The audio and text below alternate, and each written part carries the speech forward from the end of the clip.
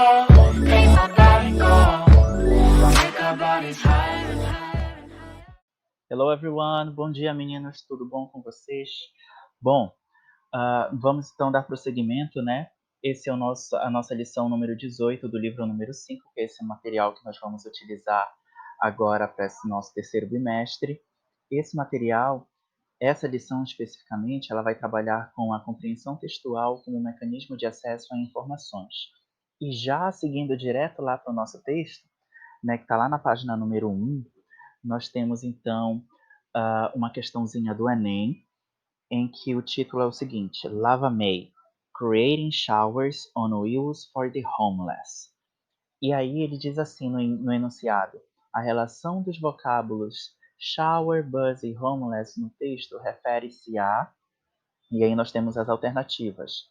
Letra A, empregar moradores de rua em lava-jatos para ônibus. B, criar acesso a banhos gratuitos para moradores de rua. C, comissionar sem-teto para dirigir os ônibus da cidade. Letra D, exigir das autoridades que os ônibus municipais tenham banheiros. Letra E, abrigar 2.000 moradores de rua em ônibus que foram adaptados. Bom, meninos, o que é interessante é que, se nós pegarmos esses vocábulos banho, ônibus e sem teto dentro do texto e a gente verificar aquilo que vem antes e o que vem depois, ou seja, o contexto em que essas palavras aparecem, nós vamos ter a percepção de que houve, né, a criação de uma executiva de marketing que tinha um objetivo. E qual era o objetivo dessa executiva aí? Era de transformar os ônibus em locais de banho para esses moradores de rua, né, fazendo com que esses moradores tivessem acesso a um local adequado para banho. Então, com isso, das respostas que nós temos lá das alternativas, a que mais se adequa é a letra B de bola, que é criar acesso a banhos gratuitos para esses moradores de rua, né? Então, buscando mesmo a compreensão desse contexto, essa é a alternativa que melhor vai se encaixar aí para a nossa resposta, é a que melhor vai se aproximar daquilo que o texto contém. Então, meninos, olha só. Dando prosseguimento, então, nós vamos ter lá o nosso segundo texto, que também é uma questão do Enem. Esse segundo material, ele tem o seguinte título: Japan Earthquake, Tsunami and Nuclear Crisis in 2011. Bom, esse é um excerto do artigo publicado lá no site do jornal The New York Times, acerca da situação do Japão nesse ano de 2011, né? Foi a partir de um terremoto. E aí esse excerto ele vai expor, né, de certo modo, uma temática. E aí nós temos letra A, mudanças governamentais devido ao vazamento radioativo. B, devastação total do país após o terremoto e o tsunami. C, uma crise nacional decorrente da oscilação sísmica. Letra D de dado, eventual evacuação de comunidade após crise nuclear. Ou a letra E, a desativação da usina nuclear rumo ao fim de uma crise. Bom, se nós pegarmos lá algumas palavras-chave, né, como earthquake, como tsunami, nós vamos ter, então, isso aí nos trazendo um pouquinho de efeitos sociais e econômicos decorrentes desse terremoto.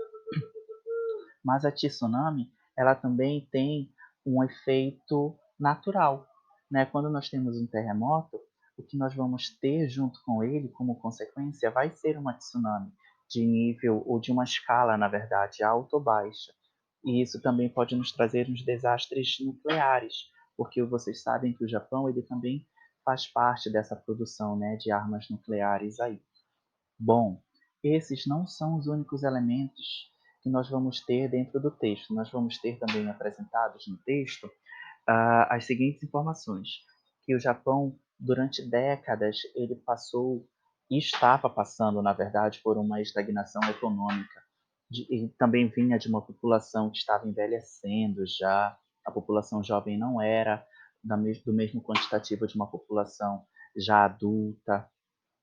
Então, essa população estava envelhecendo, nós tínhamos nesse momento uma paralisia política e também aquela disputa, né, econômica entre a China e o Japão. Nós tínhamos a ascensão da China em meio aí a essa problemática.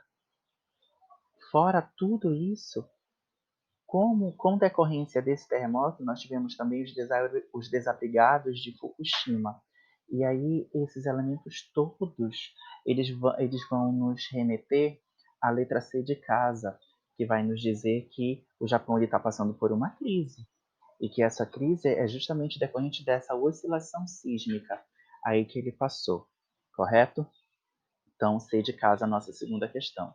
Indo aí para a nossa terceira questão, nós vamos ter o texto que ele diz assim no enunciado: ao discutir sobre a influência de animais de estimação no bem-estar do ser humano, a autora, a fim de fortalecer seus argumentos, utiliza palavras e expressões como research, a growing number of studies e several studies, com o objetivo de quê? Né? Então, olha só, todas as vezes em que nós usamos research e studies, essas palavras elas vão nos trazer notoriedade de benefícios científicos apresentados de fato aí a esse momento. E research, studies, que quer dizer pesquisa, estudos, também vai nos trazer essa ideia de cientificidade ao texto. E com isso, o autor ele vai buscar nos convencer, né, nós como leitores, sobre a relevância de tudo aquilo que é citado, porque, gente, é uma pesquisa, é um estudo, não é nada que veio da cabeça de alguém. Então, por isso, a resposta correta é a B de bola, que é convencer sobre os benefícios da adoção de animais de estimação para a saúde. Então, nós temos lá no texto vários elementos e a partir dessas palavras, essa é a resposta correta que nós temos. Já que na nossa questão número 4, nós vamos trabalhar então com o seguinte texto que diz: How can we ever change the world? Né? Como nós podemos mudar o mundo? E aí esse texto ele vai estar considerando 7 afirmativas que é apresentado a partir dele, né? São informações tiradas aí a partir desse texto. Dessas 7 afirmativas, eu tenho aqui para vocês então a seguinte afirmação, que o item 2, a afirmativa número 2, ela está incorreta. Por quê? Porque, considerando-se o primeiro parágrafo dessa afirmativa, nós não temos a menção de uma influência dos livros, né?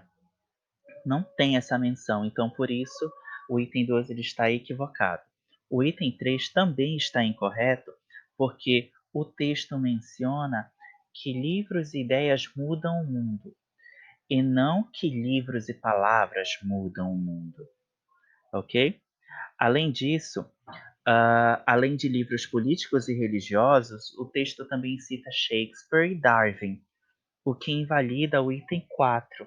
O item 4 diz que no terceiro parágrafo são mencionados apenas livros religiosos e políticos. Mas não, ele também cita Shakespeare e Darwin, certo? Não há menção também no texto de visões amplamente aceitas, assim como o verbo sim não expressa a mesma ideia enfática do termo believed utilizado no item 6, tornando então este item também incorreto.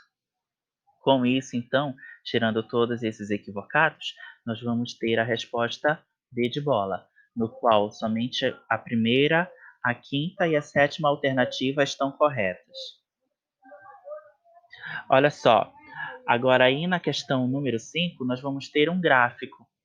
E aí, se vocês prestarem atenção, é um gráfico de pizza, né, de círculo. Ele diz assim: a emissão de gases tóxicos na atmosfera traz diversas consequências para o planeta. De acordo com o gráfico, retirado do texto Global Warming is an International Issue, observa-se que, e aí nós temos aí as alternativas. Olha só, meninos. Analisando o gráfico, é possível nós identificarmos que as usinas hidrelétricas, que são essas power stations, elas representam uma maior porcentagem de emissão de gases de efeito estufa na atmosfera. Voltem lá no gráfico e percebam que essas power stations, elas possuem 21,3% da emissão desses gases. Então, com isso, nós temos a letra E como resposta correta, em que os maiores emissores de gases do efeito estufa na atmosfera são essas usinas hidrelétricas, tá bom? Então, meninos, é isso. See you next class. E aí, nós vamos nos encontrando então para as nossas atividades. Não esqueçam de me enviar, tá, essas respostas de vocês, eu vou precisar muito delas. Então, para nossa próxima aula, façam a nossa lição número 19 e me enviem.